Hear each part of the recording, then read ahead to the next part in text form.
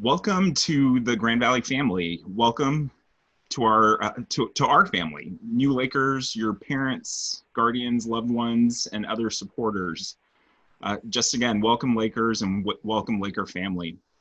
We're so excited to be joined by over 5,000 of our incoming and current students in 2 town hall virtual panel sessions that we will hold this week.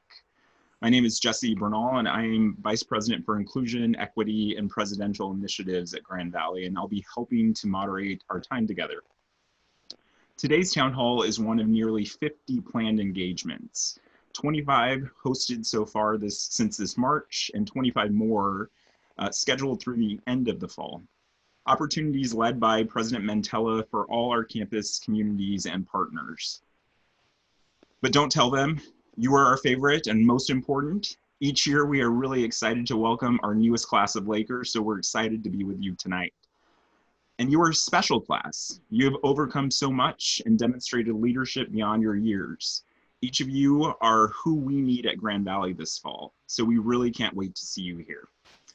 As you can imagine, we received many questions. In fact, we received over 1,000 questions during the registration process, and we'll be answering as many as we can with some broad themes through our panelist of experts and in some opening comments by our president. For those questions we do not get to or that were specific to individual circumstances, rest assured we will provide individual responses and a follow-up group email to all admitted students that you can simply respond to ensure any additional questions you might have are answered. We're here to provide as much information as we possibly can to you now and in the future. This session is also being recorded, and a recording will also be provided in that follow-up message to all of you. Finally, to orient you a bit to Zoom, while we will not be taking live questions today, given the number received already and the large participants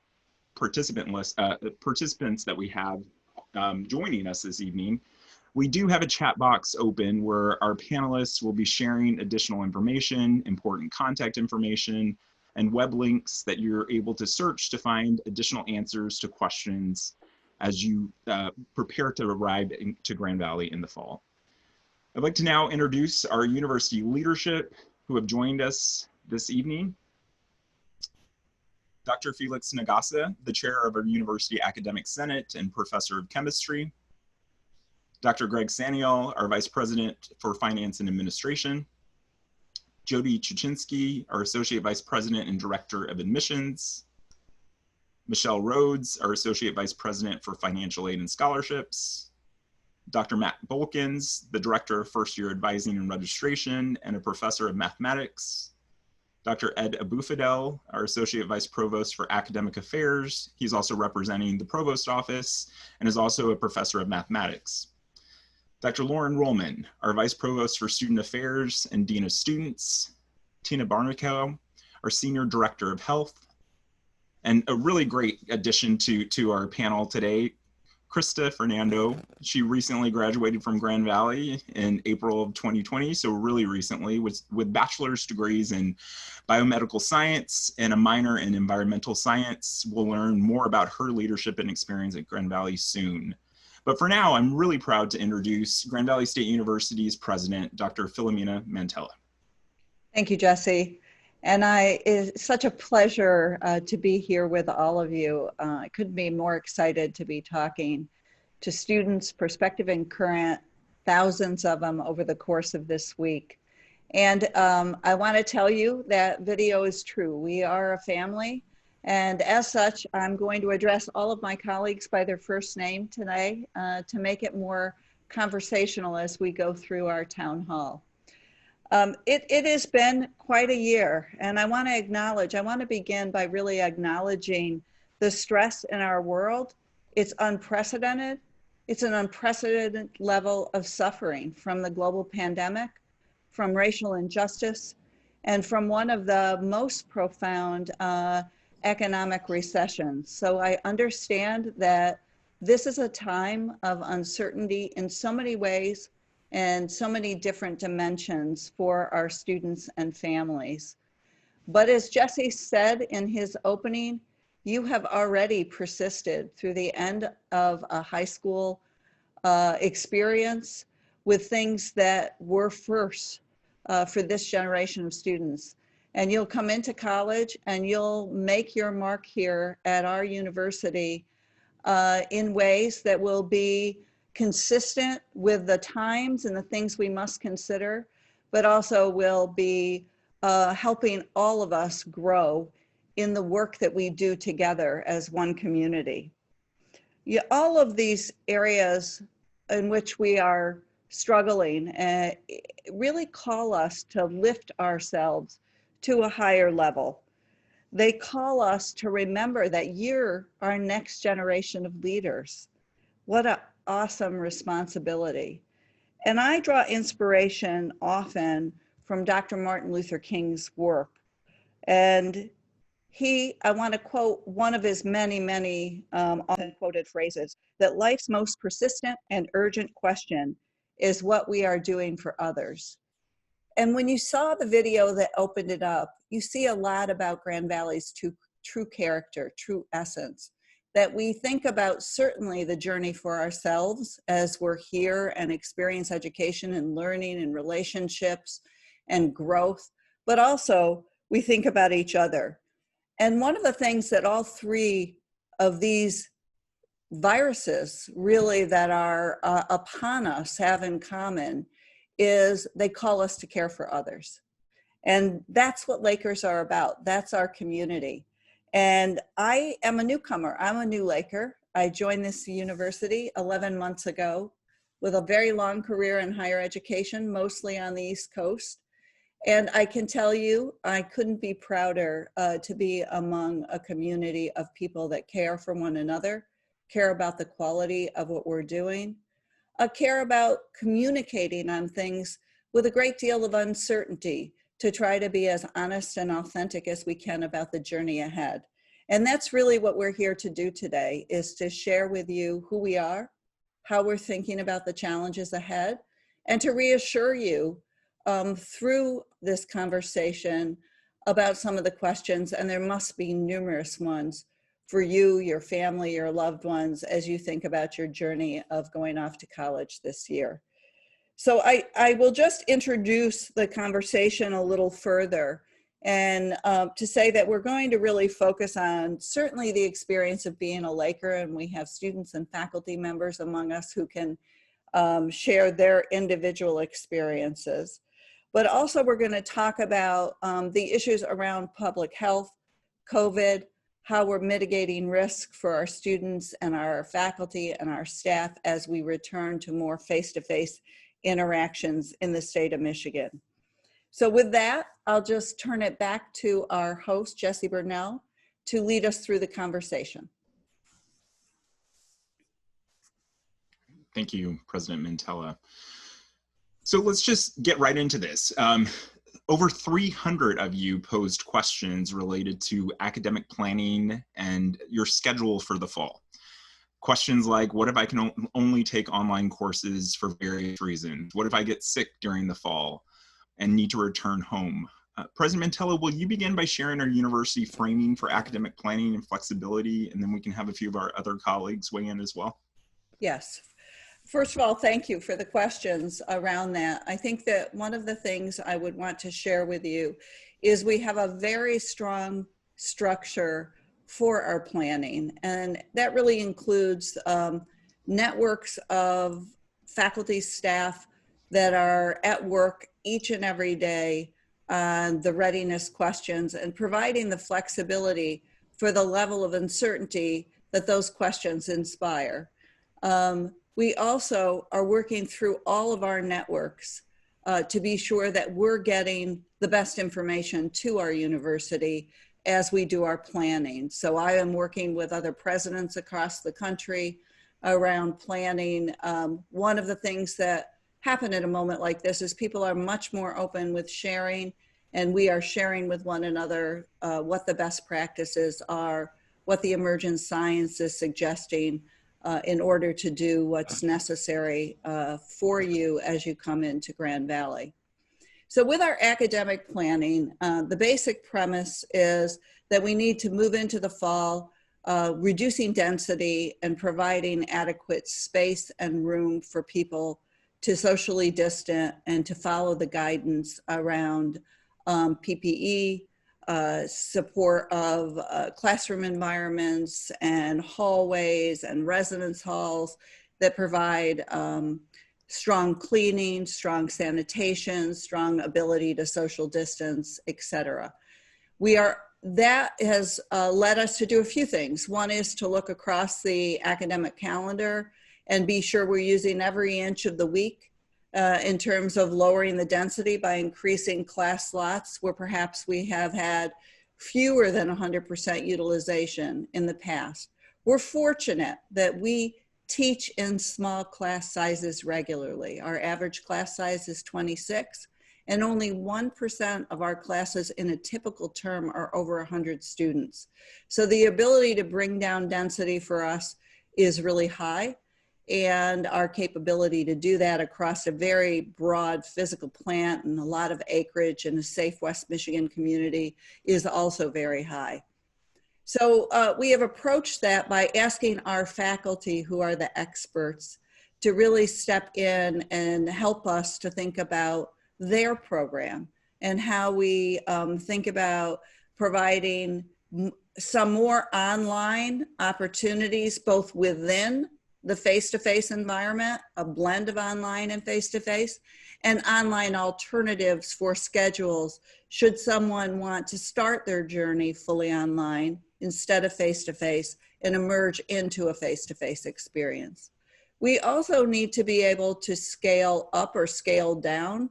So we'll be watching and contact tracing and testing and doing a number of things that'll tell us it's time to put more of a heavy emphasis on online versus face-to-face. So that's sort of a broad framing about flexibility. It's using the best of online, the best of face-to-face in environments that lower density. I'm going to turn to our provost office at Bufadel to talk a little more about the planning. And then I'd love for one of our faculty members, Felix Nagasa, to speak about how he's thinking about it within his classroom. So Ed? Thank you, President Mantella. Let me provide a few examples of some of the planning we've been doing. One of the networks that the President mentioned, it has to do with the capacities in the classrooms, and I've been involved with that. So for example, in Mackinac Hall, which is one of our main buildings in Allendale, the classrooms, many of the classrooms normally seat 48 students.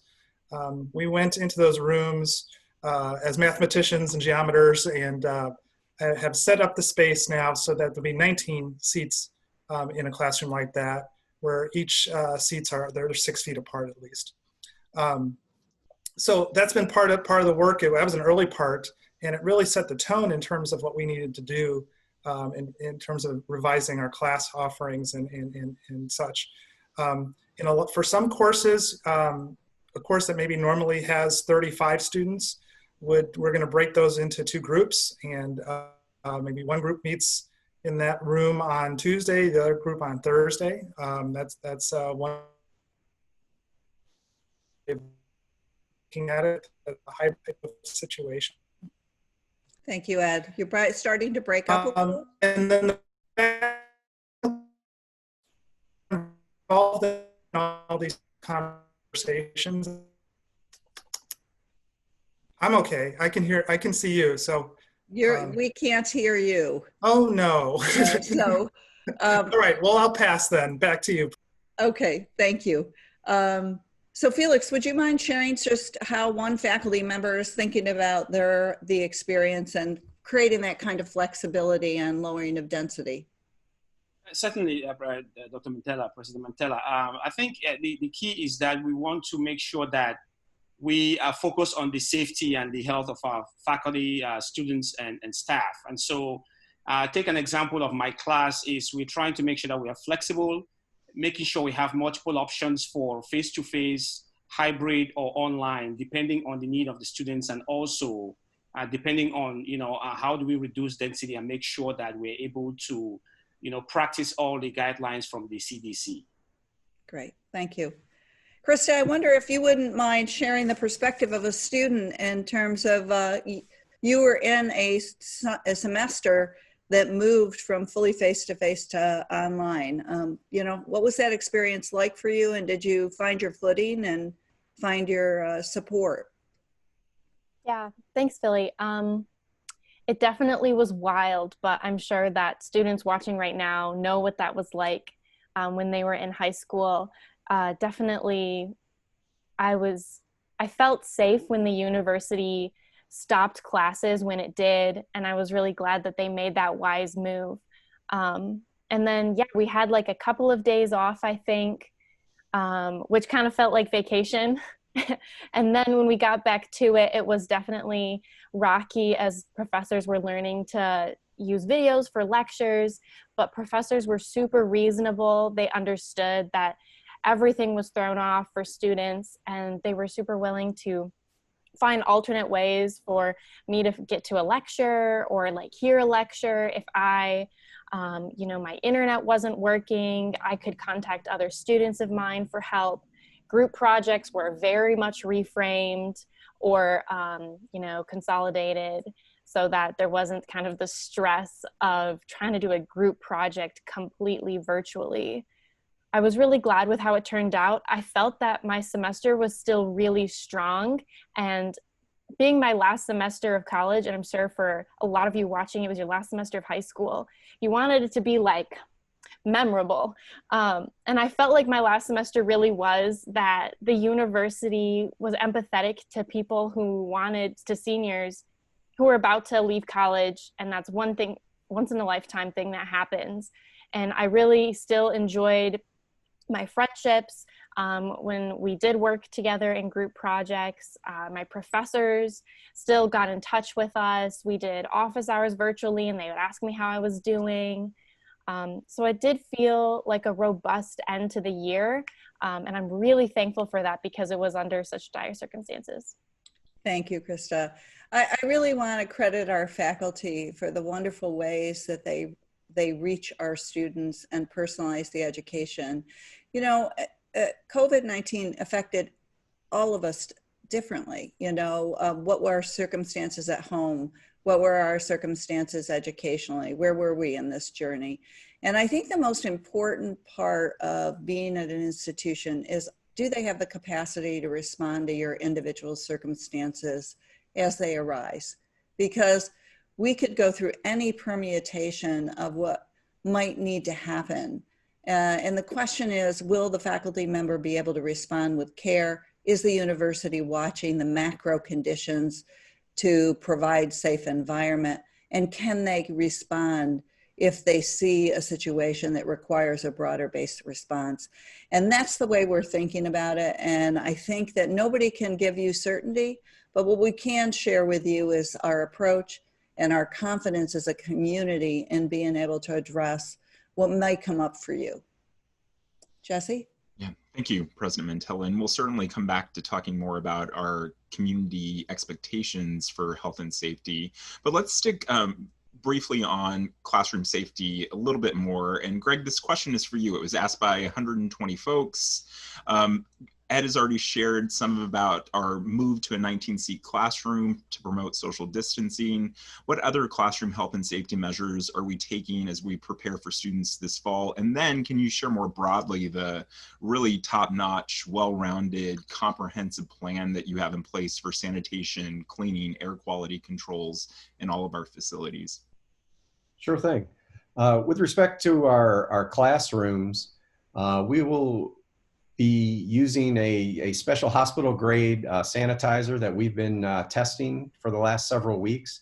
And we'll be sanitizing the classrooms fully once each day. In the past, we are already high standards of cleaning. We would clean classrooms once a day, but now we'll be actually sanitizing them. This new treatment that we'll be applying to the classrooms and a number of flat surfaces around the campus is essentially a germicide and antivirusicide, hospital grade, that advertises works for up to a full year. So even if we don't get a full year out of it, if we get a month out of it, you can see where this is a game changer for our cleaning crew with the classrooms. You know, creating that safe classroom environment, there's a number of legs to that stool. Like Ed talked about, there's the social distancing that's being incorporated. There's the cleaning that I talked about. And in addition, we're very fortunate in that almost all of our buildings on campus are relatively new, have very advanced heating, ventilation, and air control systems.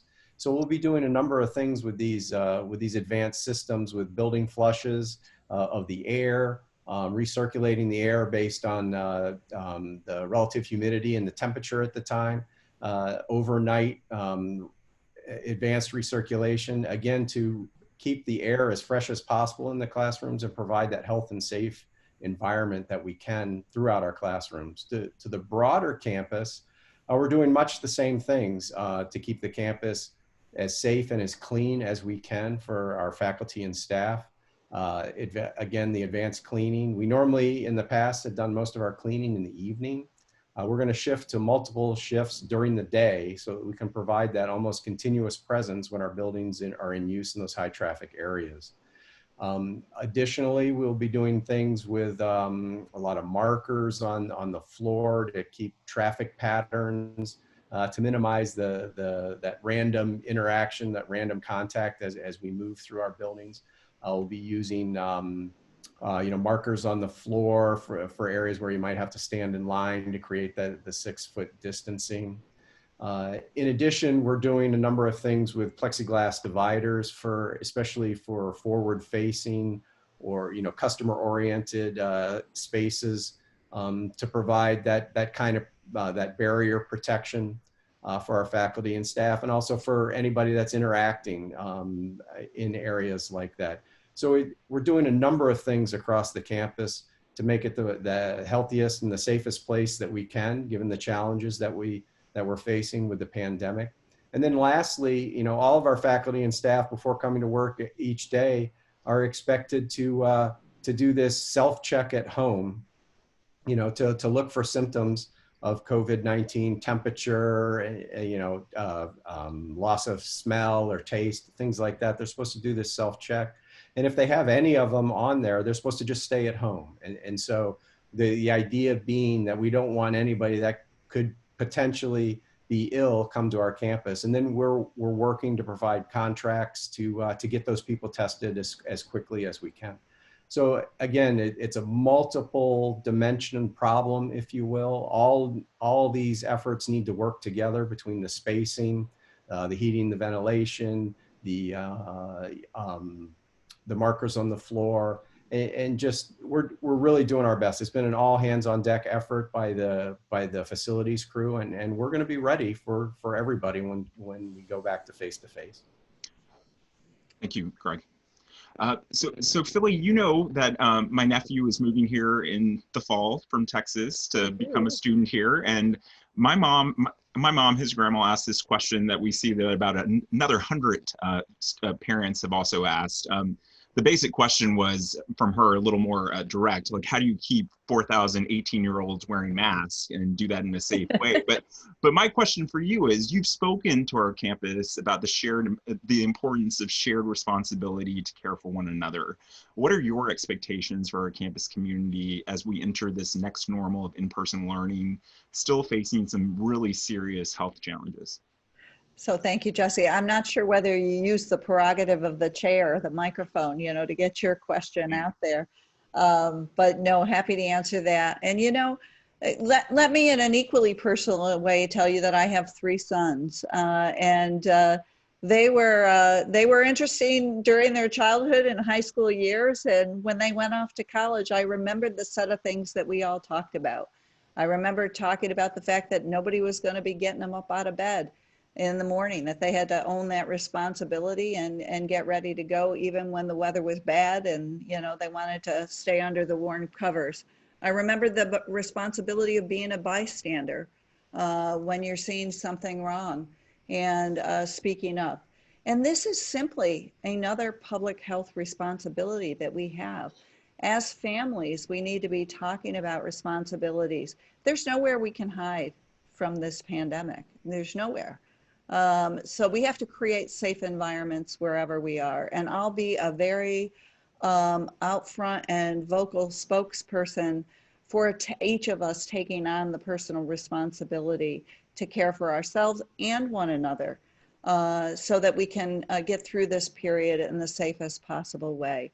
And that means really campaigns for people to watch out for one another, to speak up in moments where they see someone that should be wearing a mask or should be walking down the stairwell the right way. I've never professed before pandemic, nor will I after, that I can predict the behavior of an 18-year-old, nor can I control the behavior of an 18-year-old entirely. But we're a student-centered institution, and we're ready to support, and we entrust to our students an attitude that they will take on that responsibility. And we create an expectation, and we create an accountability with one another. And that's what we'll do as we face the pandemic, just as we have faced other social challenges. Thank you, President Mantella. So Krista, you're a longtime Laker. You heard what the president had to say. As you've come to know Grand Valley, what would you say to your fellow Lakers about the environment that we strive to create at GVSU around our culture of care for one another? What does that look like for you in the future, and what do you think that should look like for us moving forward? Yeah, thanks, Jesse. I definitely, I agree with the president and what she said. And I didn't even know about all of the steps that GV has taken to make sure that the campus is safe for the fall. So thank you, Greg, for all of that. It sounds amazing, and I'm honored to have gone to a university that takes this so seriously.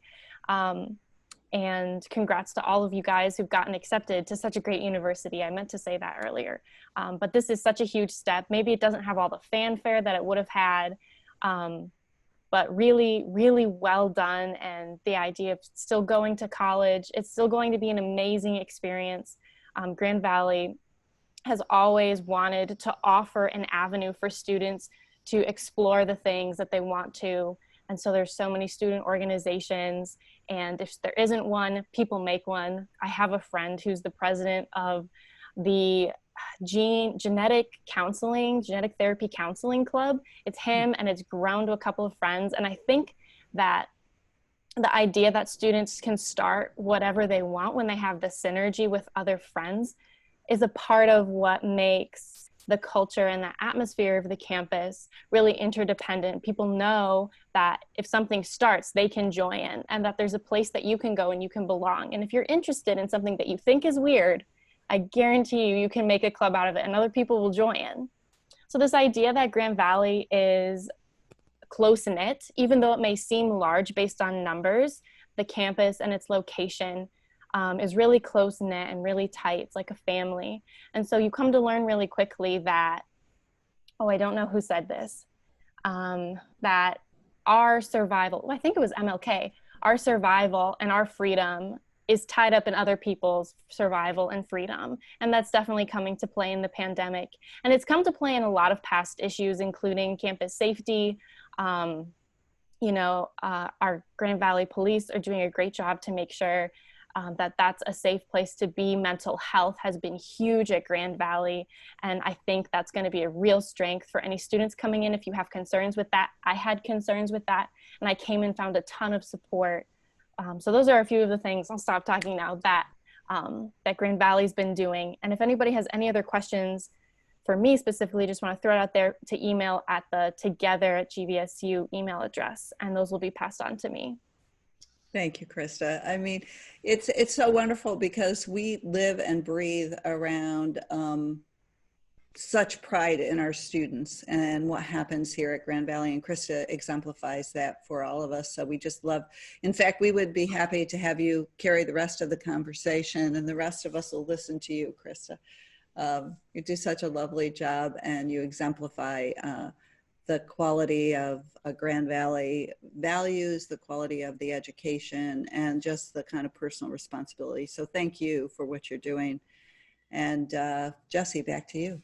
Thanks, Krista. Thank you, President Mantella. So Dean Rollman, our Dean of Students. So Krista, you just heard from Krista about her great experience, both inside and out of the classroom. Lots of parents, at least 90 of them, and students are interested in our student life and student engagement. And in particular, the opportunities that they will be able to enjoy this fall, but specifically, will any of those look different? And how are we planning around some of the needed changes so that we have a robust student life, but also a healthy and safety one? Yes, right. Great question. Like our academic enterprise, it will be different, but it will be of high quality. So we are still making plans. We have lots of staff working on this, but I can mention a few examples of things that are already decided. So we will have fraternity and sorority recruitment, and there will be fraternities and sororities, but it will be virtual to try to create the social distancing that the president and others have alluded to. When you arrive for orientation in the fall, we're trying to spread out orientation so you have a little bit of it pre-arrival. Once you arrive on campus, we will have typical orientation and welcome to university life. Some of it will be virtual, some of it will be in small groups, in socially distant kinds of environments. We will have a campus life night, which is a student organization fair. Much or most, or maybe all of that will be virtual. We still want to create the kinds of engagement opportunities that Krista just alluded to. We will shift some of our programming and activities that are typically indoor, outdoor. We'll move some of those activities like we are classes to larger spaces when needed. Our staff are creating guidance for student organizations, club sports, intramural teams to help them, because so much of the activity is student directed and student driven and student led.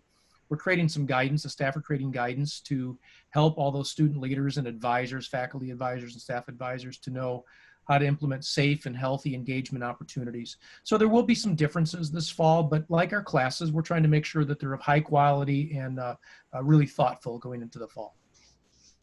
Great, thanks, Dean Rollman. So, Greg, similar for you, a lot of families and students interested in Laker athletics. How are things going to look different this fall, and what are we planning for to ensure safety for our student athletes? Thanks, Jesse. We are planning for athletics in the fall. Of course, we need to get a lot more guidance from the NCAA and from our conference, the Great Lakes Interscholastic Athletic Conference. But we are moving forward. The first batch of fall athletes, some football players, started workouts this week, yesterday as a matter of fact. And so we're gearing up for that. The NCAA has directed some reduced levels of competition, the maximum allowable contests across the board for all the fall sports. And so we're managing that. But we expect to have fall sports. With regards to, spectators and things like that, again, we're still awaiting guidance from the NCAA, from the conference, and obviously from the local health department. But we expect to have a full slate of sports in the fall, and we're gearing up for that. Great. If I could just add in, because I think that what you're hearing from Greg and others is what we know to date. And we're going to keep having more and more information available. And there is a website that we have created around Return to Campus, which is Lakers Together. And I urge you to take a look there, because there will be categories of health and safety, life on campus, athletics, return to work, guests on campus. All of that information will be presented, and we add to it every week so that we're keeping it thoroughly up to date with what we know in the moment. So I wanted to share that as well.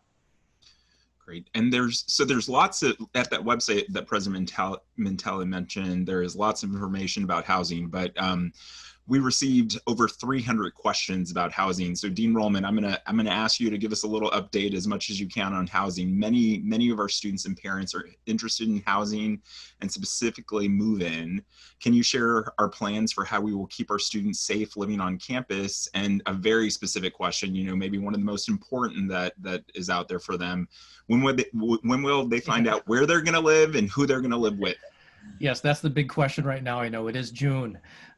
So let me mention a couple of things globally before I get to the specifics on our move-in and assignments. So we are very fortunate at Grand Valley that about 80% of our 6,000 campus beds are suites and apartments. And what that means is that we already have physical configuration that limits the number of people in spaces and assigned to bathrooms. For example, we have semi-private bathrooms with those arrangements.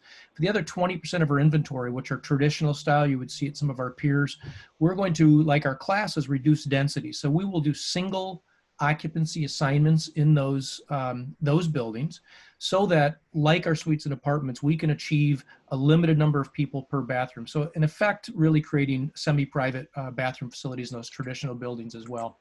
Students will receive assignments by the end of June. You might know that we moved our date, like many institutions did, from May 1st to June 1st in order to allow ample opportunity to apply.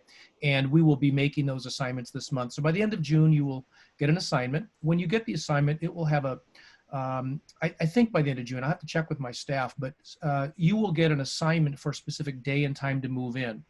The reason that is because we want to, again, achieve social distancing and keep everybody safe for move-in. So we're going to stagger that kind of move-in over a longer period of days. Roommates will not be moving in at the same time. So you'll have a chance to meet roommates, but it will not be at move-in, because we want to make sure that there's one student and family supporter group in the room moving in at the same time, again, to assure safety and distancing. Housing will be very flexible. If the day and time doesn't work for you, you can just give a call or an email to housing, and they'll be flexible and try to make arrangements for you. You can expect to see in the fall instructions about personal safety, about cleaning schedules.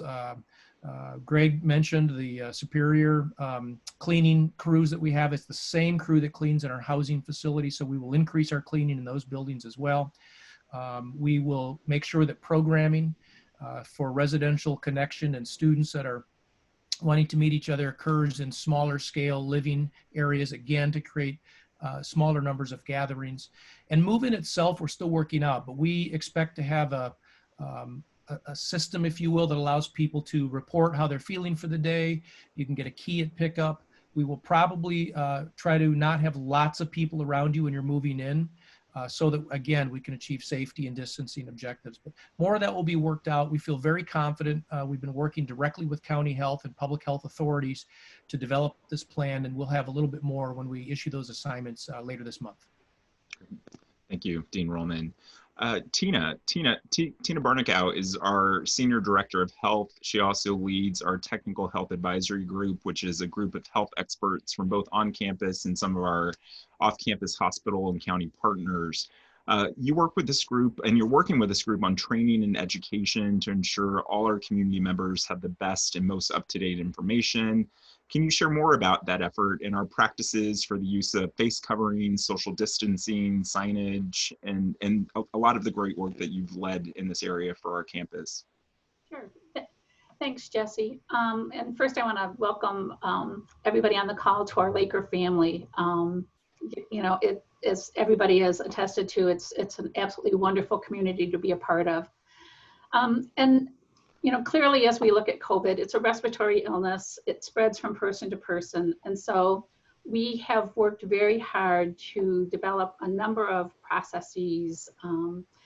And we are asking our entire Laker community, our faculty, our staff, as well as our students, to help us to reduce the risk by accepting the personal responsibility, as President Mantella referred to earlier, and following the guidance from the CDC and our local public health departments, and so that we can reduce the risk for COVID. You know, and that's the stuff that we're all hearing about. It's maintaining that social distancing of 6 feet. It's wearing face coverings, you know, whenever they're around people, certainly inside of a building, but outside, if they can't maintain that social distance. If people are outside and, you know, they're, you know, not really close to a bunch of people, masks certainly aren't necessary. It's washing hands. It's, you know, don't touch your face. And certainly it's, you know, stay in your dorm room, or if, you know, if you're starting to feel sick, because even mild symptoms can be contagious. But there's a mechanism that we have where you can, you know, kind of let us know that you're not feeling well. Somebody will follow up with you. We'll see if we need to facilitate testing or a call to a healthcare provider. So, you know, all of that stuff, you know, we're working on developing, or it's already in place. These actions not only help reduce the risk for you, but also all of those around you. And so this is very much that caring for other people, because what you do affects your friends, and it'll affect your family members as well. The other thing that we're certainly working on is, because this is such a new way to look at things, we know we're all going to need reminders. It's so easy to kind of forget to stay 6 feet away from people and stuff like that. So, the Lakers Together Standing Apart campaign is very much about lots of signage to help remind us, whether that's to, when we should be wearing face coverings, to wash our hands, to social distance, when a hallway might be a one-way hallway, where to stand if we're in a place where lines, all of this stuff kind of comes together to help reduce our risk. And we're very fortunate that we have close relationships with our local health departments, both in Kent and Ottawa County, as well as our health systems. And so they've been great resources for us as we've built our plans and as we continue to build plans to help us make sure that we're doing the best that we can to reduce the risk as much as we can. Thank you, Tina. So President Mantella, several parents and families, in the winter we were hit by an unexpected crisis, right? We had to move 24,000 students to remote learning, almost 6,000 out of our residence halls, hundreds of offices, and thousands of employees to remote but fully active service to support our students. So many of our families are wondering how we are planning for multiple scenarios that they're hearing in the news. If one student tests positive in a residence hall, or if something more substantial that causes the need to move to remote work or learning even temporarily, what does that planning look like for us as a campus? Yeah, so thank you, Jesse. I think the key is a word you use, that we're practicing multiple scenarios. And we are in a situation, I think, now that we've been tracking the curve of the virus for some time. We've been learning how to flatten that curve. We've been learning more about testing, availability of PPE. We're in a very different situation as a nation that we should be able to calibrate effectively as long as we're watching the patterns. And so it's no longer a light switch on and a light switch off. That's not the way we're thinking about it, but we're thinking about ways that we reduce the amount of personal contact if necessary, if we start to see cases. We certainly can cut over to remote learning. We've done it before in a more extreme situation. We can cut over for the end of the term. I know reading through some of the questions, that there was a question about some of the institutions have announced a not returning back after Thanksgiving and pushing the start earlier. It's very hard to predict this curve. That's what we've learned, right, as we've gone through this virus circumstance together. So what we're focusing on is the capacity to adjust. We have largely a regional population, so we're not struggling with trying to move students, across the globe. We have a small international population.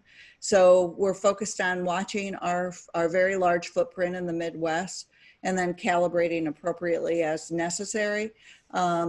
What's important to me, and what, I think we all would like to see, is less talk about COVID and more talk about the college experience, right? This will come and go.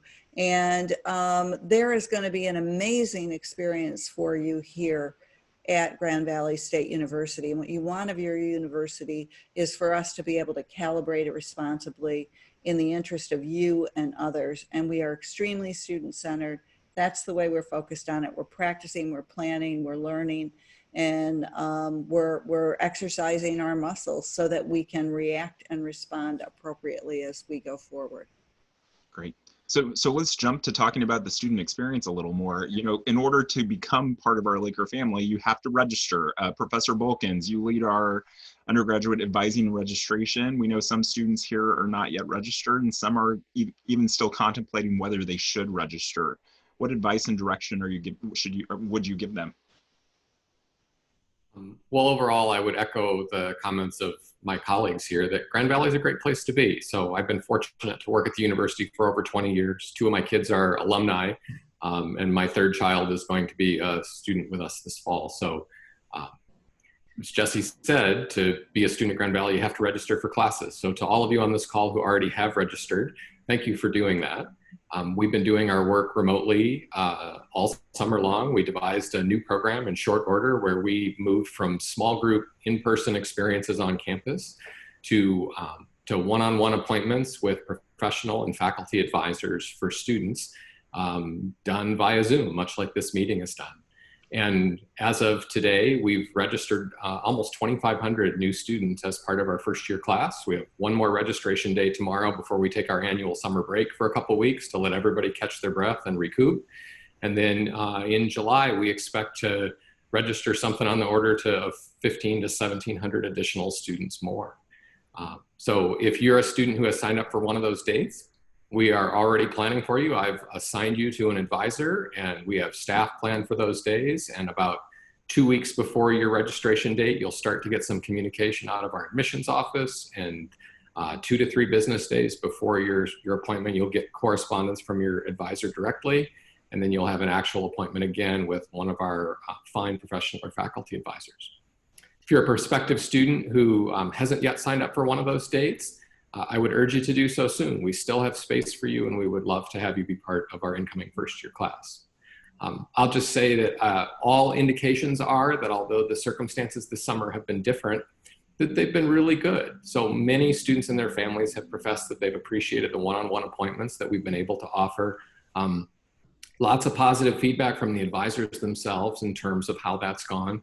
And on a very personal level, one day earlier this summer when I was sitting at my desk conducting my work for the day by Zoom, my daughter registered for her classes with one of my colleagues on the wall opposite. And when I had dinner that night, I learned that it went quite well. So again, we look forward to having you as part of our class here. Thank you.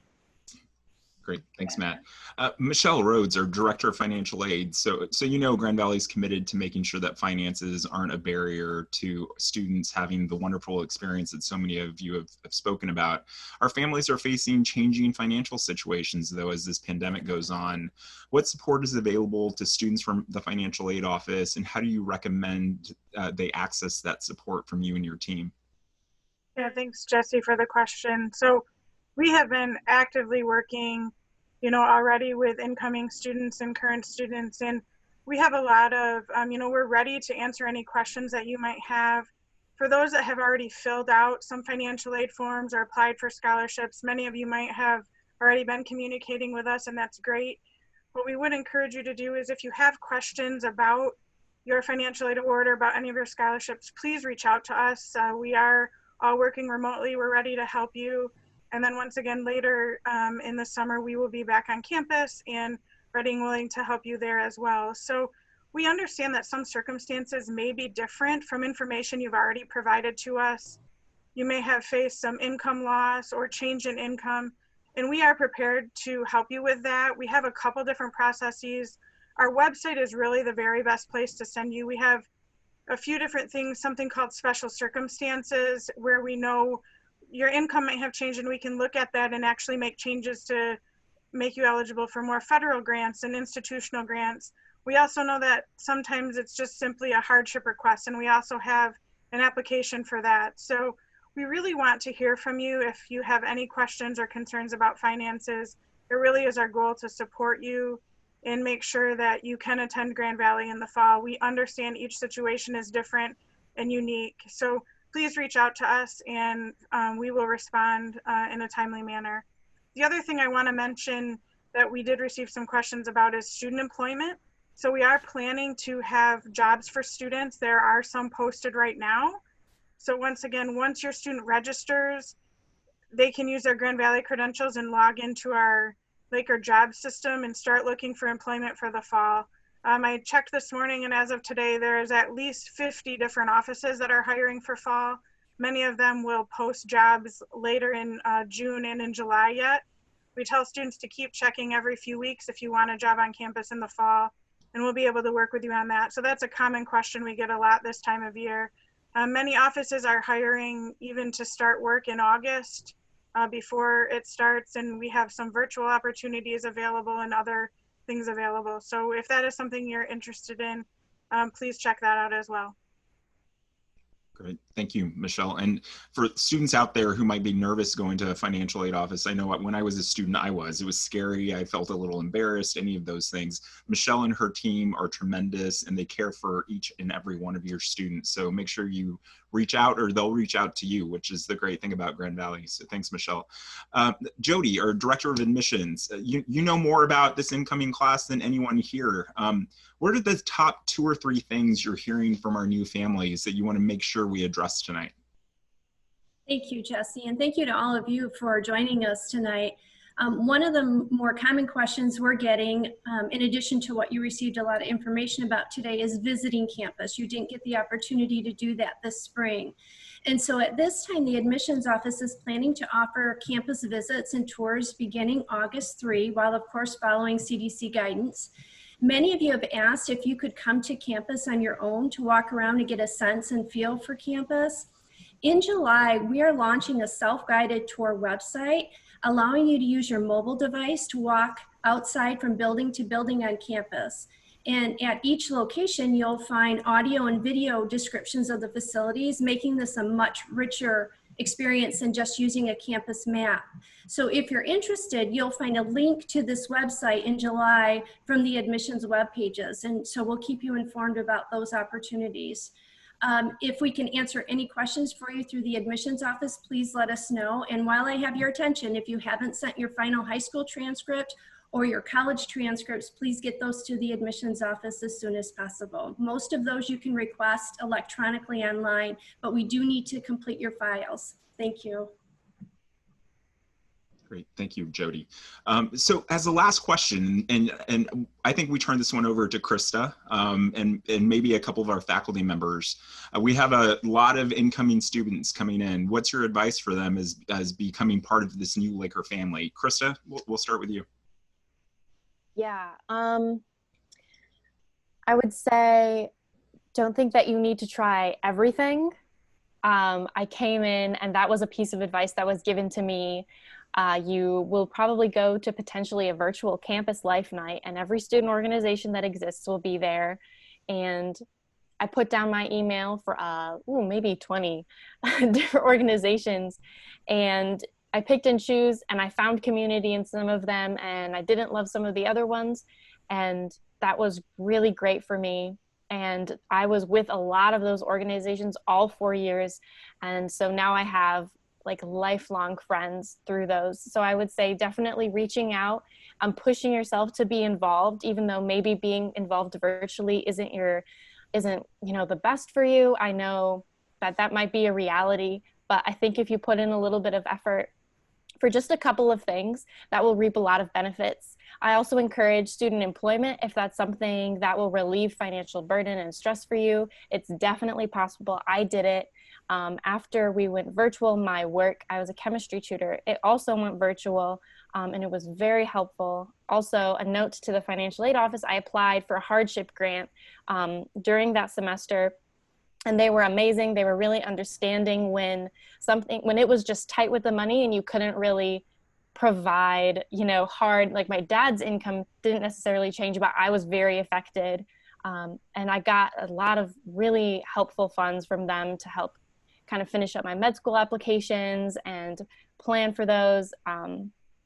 Yeah, if you have any other questions, feel free to ask, but that's what I've got. Great, Krista. Dr. Nagasa, last words from a faculty member, and then we'll turn it over to our president. Advice for your incoming students. Yeah, thanks, Jesse. I would say, don't be afraid to get out of your comfort zone. Just, make sure, go to class, get to know your professors, and please do not procrastinate. Krista was one of my students. I'm very proud of her, and all what she's saying is spot on. Thank you very much, Krista. Thanks. And now I'll turn it over to you, President Mantella. Thank you. This has been a great conversation. We can't wait till it's two-way and you can in real time be interacting with us. But we did get a sense because of your diligence of putting in so many questions of what was on your mind. And we hope we were able to share what we know.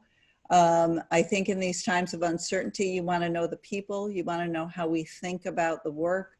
You want to know that we have you at the center of our minds and hearts, and that we're a place that deeply cares about not only your well-being, that's certainly where it begins, but the quality of your education and the ability to flex with you. And it's a phenomenal community. I know you're going to enjoy being a Laker, and we're going to hold you to a high level of standard of excellence the kinds of commitments and deep engagement with our university, and good care of each other when you come here. So thank you so much. It's been a pleasure talking with you, and thanks to my colleagues, and most of all, congratulations. Hail to thee,